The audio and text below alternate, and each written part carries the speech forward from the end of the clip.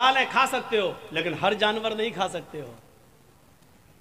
چائے پی سکتے ہو، دودھ پی سکتے ہو، لیکن ہر پینے والی چیز نہیں پی سکتے ہو. شراب نہیں. اچھا مولانا شراب تو چھوڑو، بیڑی سگریٹ وہ بھی نہیں. ایک باؤنڈیشن ہے مولانا، اس پہ بول دیجئے. اس پہ بول دیں گے تو پھر کون بلائے گا، کیونکہ سارا معاملہ تو اسی پہ ٹکا ہوا ہے پورے اورنگ آباد کا. اب ٹکا ہے تو کوئی کیا کرے، لیکن اس کی وجہ سے کوئی حق بات بولنا چھوڑ دے، پھر فرق کیا رہ جائے گا، پھر بات کیا رہ جائے گی. میرے پیارے ساتھیوں، حق بات اگر آپ کے اور ہمارے خلاف جائے تو جانا چاہیے. مولانا کو باؤنڈیشن نہیں کرنا چاہیے، نہیں اس پہ نہیں بول سکتے، اس پہ بول سکتے، اس پہ نہیں. ہمیں اپنے آپ کو سدھارنا چاہیے. اسلام کو اپنی مرضی کے مطابق ہمیں اور آپ کو نہیں ڈھالنا ہے، بلکہ اسلام کے منشا کے مطابق ہمیں اور آپ کو چلنا چاہیے. یہ ہونا چاہیے اسلام، یہ ہونا چاہیے اسلام. تو میرے بھائیوں، یہ مکمل ایک مذہب اسلام، کمپلیٹ ایک مذہب اسلام. اس کے اندر اٹھنا، بیٹھنا، لیٹنا، سونا، جاگنا، کھانا، پینا، شادی بیاہ، ہر چیز کا طریقہ آپ کو اس کے اندر ملے گا. شادی کا طریقہ کیا ہے؟ ہمارے ہاں کیا ہوتا ہے؟ لڑکے کی بارات جا رہی ہے، بارات 300 آدمی جا رہے ہیں صاحب، گاڑیاں 100 150 200 آدمی جا رہے ہیں. سنیے گا منشا کیا اسلام کا. جا رہے ہیں بارات میں، جا رہے ہیں. حاجی صاحب کے بیٹے کی بارات ہے. حاجی صاحب سمجھ رہے نا، سعودی عرب گئے تھے حج کر کے، بہت سی ٹوپی ووپی لا کے سب کو بانٹا تھا انہوں نے. سعودیہ سے رومال بھی لائے تھے، ڈلا ہے لال رنگ کا رومال. حاجی صاحب نے شادی کے دن اوڑھا ہے، بیٹے کی شادی ہے، داڑھی پہ ہاتھ پھیر رہے ہیں، منہ میں پان چل رہا ہے. جگجیت صاحب پوچھ رہے ہیں حاجی جی آج تو ماشاءاللہ جوان لگ رہے ہو، کیا بات ہے، چہرے پہ بڑی رونق ہے. بیٹے کی بارات جا رہی، میرے بیٹے کی بارات جا رہی. اچھا بارات کیا ہوتی ہے معلوم ہے؟ بارات، یہ بارات کا تصور کہاں سے آیا؟ 100 150 200 سال پہلے جب ہمارے ہندو بھائیوں میں جب وہ اپنے لڑکے کی بارات کسی دوسرے شہر میں لے جاتے تھے تو ڈر ہوتا تھا کہ کہیں لوٹ نہ جائے قافلہ، کہیں یہ لوگ اکیلے اگر لڑکا لڑکی شادی کر کے آئیں گے تو کہیں لوٹ نہ لیے جائیں، سونا چاندی زیورات لٹ جائیں. تو ایسا نہیں ہوتا تھا. پھر وہ لوگ 150 آدمی کو لے کے نکلتے تھے گھوڑوں پر، جو بھی چیز ملتی تھی اس پہ جاتے تھے دوسرے شہر، اور وہاں سے لڑکی کی ودا کرا کے اپنے ساتھ لاتے تھے تاکہ لوٹے نہ جائیں اور قافلے والے سامان نہ لوٹ لیں. تو وہاں سے یہ رسم نکلی اور نکلتے نکلتے آج اس نے بارات کا نام پا لیا. بارات کا آج یہ حال ہے، ایک گھر سے دوسرے گھر میں بھی بارات جا رہی ہے تو 200 آدمی چاہیے. ان کو بارات نہیں کہنا چاہیے. سچ پوچھو مولانا جرجیس کے حساب سے تو ان کو چور کہنا چاہیے، ڈکیت، ڈاکو. یہ باراتی نہیں ہے، ڈکیت جا رہے ہیں، ڈاکو. لڑکی والے کے گھر ڈاکہ ڈالنے جا رہے ہیں. وہاں جا کے بیٹھ گئے صاحب، جیسے ان کے باپ کا گھر ہو. اب غریب لڑکی والا بیچارہ وہ ان کو اچھے سے اچھا کھلا رہا ہے. وہ جانتا ہے کہ اگر کھانے پینے میں تھوڑی سی بھی کمی ہو گئی تو زندگی بھر میری بیٹی کو تانا مارے گا. پورا سماج جتنے آئے ہیں، یہ چور، یہ ڈکیت، یہ سب تانا ماریں گے، دیکھو اس کے باپ نے ایسا کھلایا، کوئی عزت نہیں کی ہے. تو بیچارہ وہ ان چوروں کا پیٹ بھرنے کے لیے ان ڈکیتوں کا حلق تک ٹھوس دیتا ہے، لو کھاؤ، پہلے ناشتہ پھر کھانا، یہاں تک ٹھوس دیتا ہے اس کے صرف اس لیے کہ میری بیٹی کا گھر بس جائے. جبکہ اس کا قرض ادا کرنے کے لیے بیچارہ سالوں سال اس کا بیاج دیتا رہتا ہے لیکن قرض ادا نہیں کر پاتا ہے. یہ کون سوچے گا؟ ان غریب لڑکیوں کے جو ہاتھ پیلے نہیں ہو رہے ہیں یہ کون سوچے گا؟ تصور کرو کہ ایک موٹر سائیکل پہ وہ لڑکا کیسے بیٹھ جاتا ہے. صاحب بڑی اچھی گاڑی ہے ماشاءاللہ، کہاں سے ملی، کتنے میں خریدی؟ جہیز میں ملی، جہیز میں ملی. ارے اس کو کہنا چاہیے بھیک میں ملی، کہتا جہیز میں ملی. اس کو کہنا چاہیے میرے سسر نے مجھے انٹرنیشنل بھکاری سمجھ کے دی، وہ کہتا گفٹ میں دی. نام بدل گئے، دیکھ لیجیے آپ. جو چیز بھیک میں ملی اس کو کہنا جہیز میں ملی.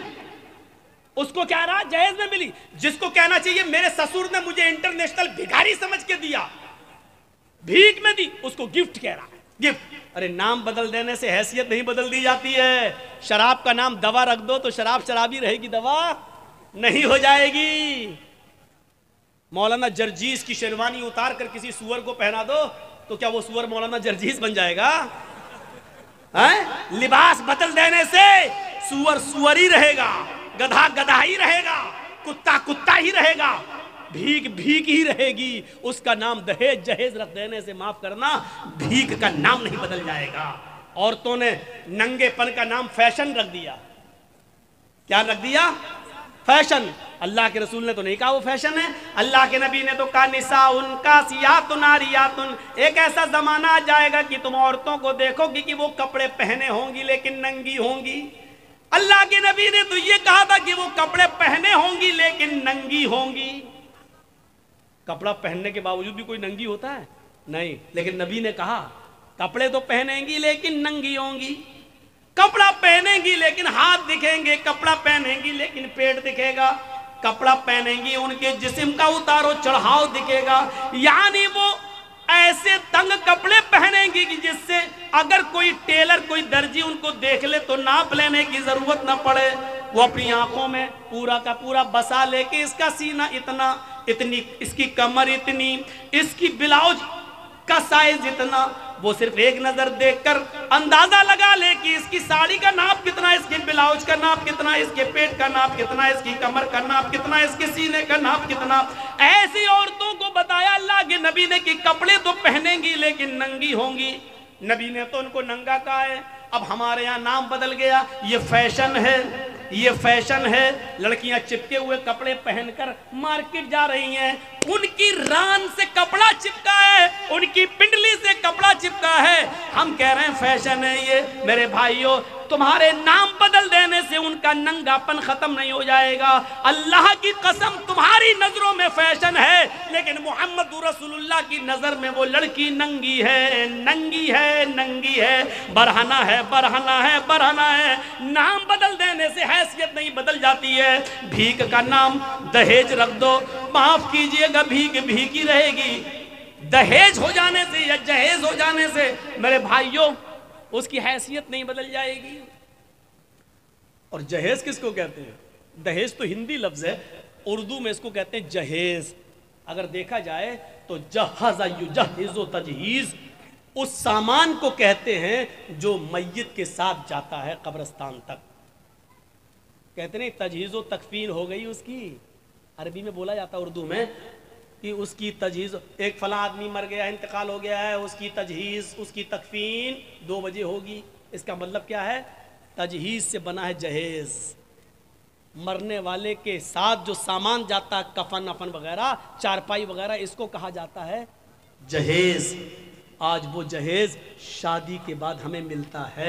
ذرا اندازہ لگائیے گا کہ کتنا برا لفظ ہے جو مرنے کے بعد میت کے ساتھ جاتا، وہ ہم شادی کے موقع پر لیتے ہیں جہیز کے نام پر۔ اتنا سننے کے باوجود بھی وہ پاگل ہی ہوگا جو کل شادی کرو پھر جہیز لے لے۔ یہ سننے کی بات نہیں۔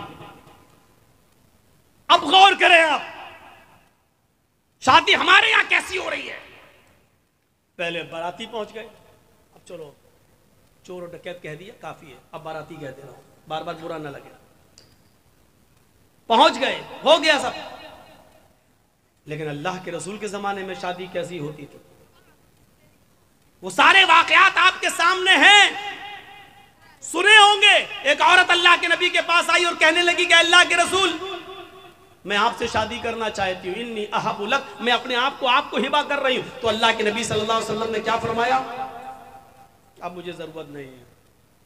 وہاں ایک صحابی بیٹھے ہوئے تھے، فوراً کہنے لگے اللہ کے رسول اگر آپ کو ضرورت نہیں ہے تو میرے ساتھ کروا دیجئے اس کی شادی۔ کوئی بری بات نہیں کہی انہوں نے، میرے ساتھ کروا دیجئے۔ اللہ کے نبی نے کہا تم کرو گے؟ کہا ہاں مجھے ضرورت ہے بیوی کی۔ اس عورت سے پوچھا کہ تم اس کے ساتھ کرو گی؟ اس نے کہا آپ کے لیے آئی تھی، اگر آپ نہیں کر سکتے تو اس کے ساتھ کر دیجئے، مجھے تو گھر بسانا ہے۔ تو اللہ کے رسول نے اس آدمی سے، اس صحابی سے پوچھا کیا دو گے اس کو مہر میں؟ یہ نہیں پوچھا لڑکی سے تیرا باپ ہے، تیرا بھائی ہے کیا دے گا اس صحابی کو؟ یہ نہیں پوچھا، بلکہ کیا پوچھا اس صحابی سے، کیا دو گے اس کو مہر میں؟ کہتا مہر میں کیا دو گے؟ کچھ نہیں ہے میرے پاس۔ بخاری کی حدیث کے الفاظ ہے ما عندی شیء، میرے پاس کچھ نہیں ہے، کچھ نہیں ہے اور شادی کا سپنا۔ آئے ہائے ہائے، اسلام دیکھیے، اسلام کچھ نہیں ہے اور شادی کا سپنا، کچھ نہیں ہے اور شادی کرنا چاہتا ہے۔ اللہ کے نبی نے فرمایا نہ ایسا مت کہو، کچھ نہیں ہے، گھر جاؤ شاید کچھ سامان مل جائے، لے کر آؤ، وہی اس کو مہر دے دیں گے۔ ہاں ٹھیک ہے میں جا رہا ہوں۔ گھر گیا، اپنی ماں سے، باپ سے، بھائی سے، بہن سے، سب سے پوچھ ڈالا کچھ ہے؟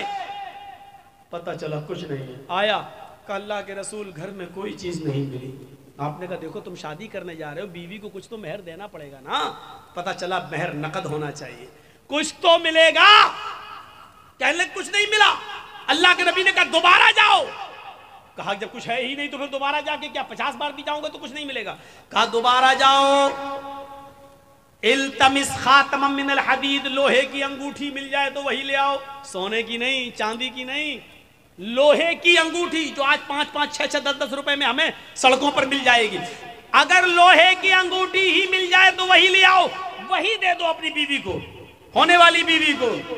وہ کہتا لوہے کی انگوٹھی، چلو جاتا ہوں پوچھتا ہوں، معمولی چیزیں ہوگی گھر میں رکھی ہوگی۔ وہ دوبارہ گھر گیا، وہ صحابی تھوڑی دیر کے بعد گھر سے واپس آتے اور کہتے ما وجدت خاتما من الحدید، اے اللہ کے رسول گھر میں بہت کچھ ڈھونڈا، بہت تلاش کیا، لیکن مجھے لوہے کی انگوٹھی بھی نہیں ملی۔ مایوس ہو گئے۔ اللہ کے رسول بھی بیٹھے کہ اس کے پاس لوہے کی انگوٹھی بھی نہیں ہے، اب یہ کیسے کیا ہوگا؟ اب وہ جانے لگا۔ اللہ کے نبی نے کہا کہاں جا رہے ہو؟ کیا کروں گا بیٹھ کے، جب نکاح ہی نہیں ہو سکتا ہے، لوہے کی انگوٹھی بھی نہیں ہے، کچھ نہیں ہے گھر میں، جا رہا ہوں کھیتی باڑی کروں گا، کچھ محنت کروں گا، مزدوری کروں گا، ماں بوڑھی ہے اس کی ذمہ داری ہے میرے اوپر، باپ بوڑھے ہیں ان کو کھلاتا ہوں پلاتا ہوں، جا رہا ہوں کام دھندا کروں گا کچھ۔ اللہ کے نبی نے کہا ادھر آؤ، بیٹھایا اپنے پاس، پوچھا تمہارے پاس کچھ نہیں ہے؟ کہا کہہ تو دیا نہیں ہے۔ لوہے کی انگوٹھی بھی نہیں ہے؟ کہا نہیں۔ کہا اچھا سوچو، ایک بار اور سوچو، کچھ ہے؟ دماغ داؤں، ہاں ہے۔ کہا کیا ہے؟ عندی ازار، ایک لنگی ہے، تہبند ہے، ایک تہبند ہے، لاؤ لاؤ لاؤ لاؤ، اس کو دے دو، چلو وہی دے دو۔ کیا کہتا ہے معلوم ہے؟ وہی دے دو۔ جب وہ دے دوں گا تو میں کیا پہنوں گا؟ جب سوتا ہوں تو وہی تو پہنتا ہوں گھر پہ، جب اس کو دے دوں گا تو میرے پاس کیا رہے گا؟ تو اللہ کے نبی نے کہا پھر کیوں کہہ رہے ہو کہ کچھ ہے؟ کہا آپ نے پوچھا تو میں نے کہہ دیا وہی ہے، اس کو میں پہن کے سوتا ہوں، تو پھر اس کو وہ بھی نہیں دے سکتے ہو؟ تو اس نے کہا پورا نہیں دے سکتا ہوں، 2 ٹکڑے کر دیتا ہوں، آدھا دے دوں گا اس کو۔ اب اللہ کے رسول کی مسکراہٹ نکل گئی، ہنسی آ گئی۔ آدھا دو گے بیچاری، آدھا کا کیا کرے گی وہ؟ آدھا کس کام کا؟ اور جب پھاڑ دو گے تو آدھا تم کیا کرو گے؟ تمہارے کس کام کا؟ کسی کام کا ہو یا نہ ہو، کم سے کم کھیت میں بچھا تو لیں گے، بیٹھ تو جائیں گے۔ باندھنے کے لائق نہیں رہے گا تو کیا ہوا، کم سے کم زمین پر بچھا کے بیٹھ تو سکتے ہیں۔ پورا نہیں دے سکتا ہوں میں، دوں گا تو آدھا۔ اللہ کے نبی نے کہا آدھا نہ اس کے کوئی کام کا، نہ آدھا تیرے کوئی کام کا۔ نہیں یہ تو نہیں لوں گا۔ اچھا یہ بتاؤ قرآن کتنا یاد ہے؟ اوہ نوجوانوں سنو، ویڈیو بنانے والوں سنو، اپنے اپنے کیمروں میں قید کرنے والوں سنو،